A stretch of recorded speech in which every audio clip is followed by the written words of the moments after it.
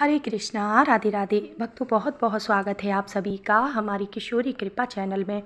तो फ्रेंड्स, आज के इस वीडियो में हम नवरात्रि से जुड़े कुछ ऐसे सवालों को लेने वाले हैं जो कि बहुत ज़रूरी हैं महिलाओं को जानना। और ज़्यादातर जो सवाल पूछे गए हैं वो हैं पीरियड्स से रिलेटेड।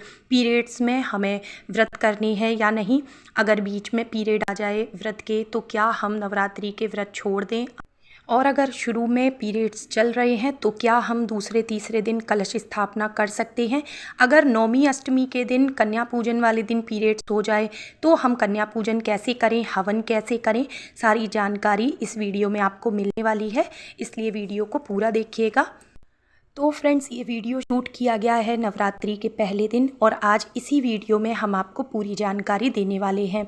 तो सबसे पहले हम बात करेंगे कि अगर नवरात्रि की शुरू में ही अगर आपको पीरियड्स हो जाएं तो आपको व्रत करना है या नहीं, कलश स्थापना करनी है या नहीं। तो फ्रेंड्स देखिए, अगर हमारे शुरू में ही पीरियड्स हैं तो चाहे हम नौ व्रत करते हों नवरात्रि के या फिर शुरू का और आखिरी का व्रत करते हों, हमें व्रत नहीं करना है, क्योंकि व्रत करने से पहले व्रत का संकल्प लिया जाता है जो कि आप नहीं ले सकते हैं। ऐसे में तो आप शुरू में व्रत ना करें। और अगर बात करें कलश स्थापना की, तो ऐसे में कलश स्थापना आपको बिल्कुल भी नहीं करनी है। आपके घर के कोई अन्य सदस्य कलश स्थापना कर दें या फिर आप किसी ब्राह्मण से भी कलश स्थापना करा सकते हैं, माता की चौकी लगवा सकते हैं। इसके बाद जो भी घर के अन्य मेंबर हैं वो वहाँ पे सुबह शाम धूप दीप करें, माता की आरती कर दें और कुछ भोग अर्पित कर दें।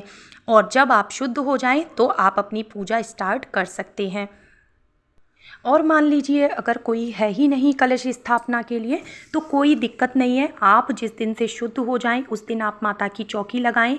लेकिन ध्यान रखें, कलश स्थापना पहले दिन ही की जाती है जो कि पूरे 9 दिनों तक रहती है, बीच में कलश स्थापना नहीं किया जाता है। लेकिन देखिए, बिना कलश स्थापना के भी आप अपनी पूजा को पूरा कर सकते हैं, क्योंकि आपके भाव प्रबल होने चाहिए। माता रानी हमारे भावों को देखकर ही हमसे प्रसन्न होती हैं। तो आप मन में ये विचार ना लाएं कि बिना कलश स्थापना के हमारी पूजा स्वीकार होगी भी या नहीं।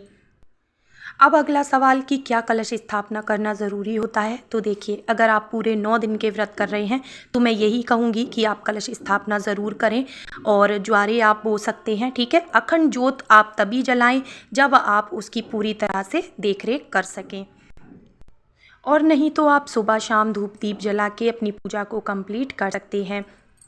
अच्छा, इसके बाद अगला सवाल आता है कि क्या अगर बीच में नवरात्रि के पीरियड्स हो जाएं तो क्या हमें अपना व्रत छोड़ देना चाहिए, क्योंकि हमारा व्रत खंडित हो गया, अब हमें पूजा नहीं करनी, तो क्या हम अन्न खा सकते हैं। तो देखिए, यहाँ पे मैं यही कहूँगी कि क्योंकि आप एक महिला हैं, आपको पता है कि आपकी पीरियड्स की डेट जो है वो क्या है। अगर आपको लगता है कि नवरात्रि के बीच में ही पीरियड्स आ जाएंगे तो आप व्रत का संकल्प शुरू में ना लें पूरे 9 व्रत करने का, आप शुरू का और लास्ट का व्रत करें। क्योंकि जिस भी चीज़ का हम एक बार संकल्प ले लेते हैं उसे खंडित नहीं किया जाता है, इससे बहुत बड़ा दोष लगता है। चाहे वो अखंड ज्योत जलाने का नियम हो या फिर नवरात्रि के 9 दिन व्रत करने का नियम हो, तो आप पूरे 9 दिन का व्रत ना करें। लेकिन कई बार महिलाओं के साथ ये दिक्कत भी आ जाती है कि जैसे कि उनकी डेट पहले ही आ जाती है जिसका उन्हें अंदाज़ा भी नहीं होता है। तो ऐसे में क्या व्रत पूरे करने चाहिए? तो हाँ जी, बिल्कुल, आपको व्रत छोड़ने नहीं है, क्योंकि आपने व्रत का संकल्प लिया है, ठीक है। तो आप पूरे 9 दिन के व्रत करें। अच्छा, अगला सवाल है कि अगर अष्टमी नवमी के दिन हमें पीरियड्स हो जाए तो हमें हवन कब करना है, कन्या पूजन कब करना है, कैसे करना है। तो देखिए, आप ऐसे में ना तो हवन करेंगी और ना ही कन्या पूजन करेंगी।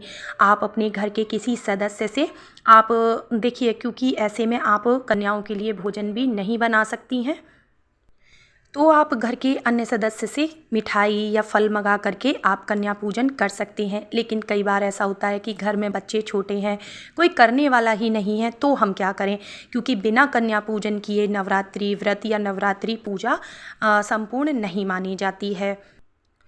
तो ऐसे में आप नवरात्रि के बाद जो पूर्णिमा आती है, जिसे कि शरद पूर्णिमा कहते हैं, आप उस दिन कन्या पूजन कर सकते हैं, क्योंकि ये बहुत ही बड़ी पूर्णिमा होती है। तो जिन महिलाओं के साथ भी अष्टमी नवमी के दिन अगर कोई दिक्कत है पीरियड्स की, तो वो बिल्कुल भी परेशान ना हो, घबराएं ना, वो पूर्णिमा के दिन कन्या पूजन कर सकती हैं। अच्छा, अगला सवाल ये है कि क्या पीरियड्स के बाल हम नवरात्रि में धो सकते हैं? तो हाँ जी, बिल्कुल। पीरियड्स के बाल आप नवरात्रि में धो सकते हैं, इसमें कोई दिक्कत नहीं है। अच्छा, एक और ज़रूरी और आखिरी सवाल कि पीरियड्स के कितने दिन बाद नवरात्रि में पूजा कर सकते हैं? तो देखिए, जब आप पूर्ण रूप से शुद्ध हो जाएं तभी आपको नवरात्रि पूजा करनी है। अशुद्ध अवस्था में माता रानी की पूजा नहीं की जाती है। आप 5 दिन पे, 6 दिन पे या 7 दिन पे, जैसे आप अच्छे से शुद्ध हो जाएं तभी पूजा करें। तो वीडियो पसंद आया हो तो लाइक, शेयर, कमेंट ज़रूर करें। मिलती हूँ नेक्स्ट वीडियो में।